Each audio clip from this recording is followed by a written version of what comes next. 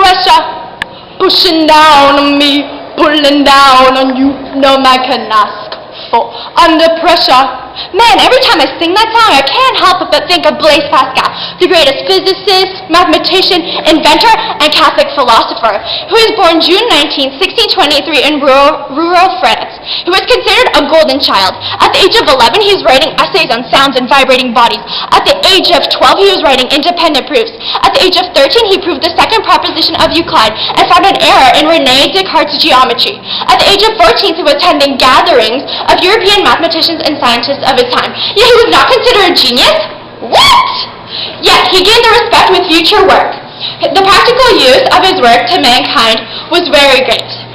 At the age of 16, he joined the Catholic group Genesis, in which showed salvation of God.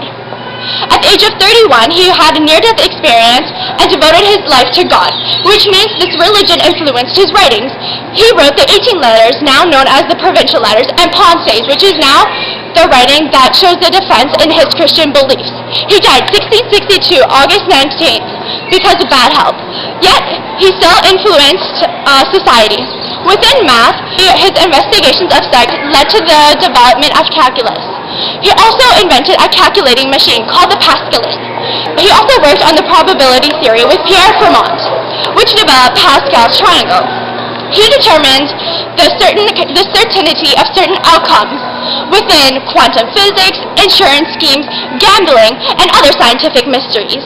Within physics, he studied hydrodynamics, hydrostatistics, and clarified the concept of a vacuum and pressure by Evangelist Torricelli, which could be seen here using a barometer. He put the barometer upside down in a bowl of mercury and proved that there indeed was a vacuum, which means Aristotle was definitely wrong.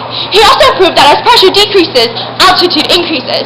Pressure to a confined liquid is also equally transmitted through the liquid in all directions, regardless to where the pressure is applied. This is now known as Pascal's law. Pascal also has the SI unit, pressure, Pa, to him today. Yeah, that's awesome, right? I know, I want an SI unit to myself too.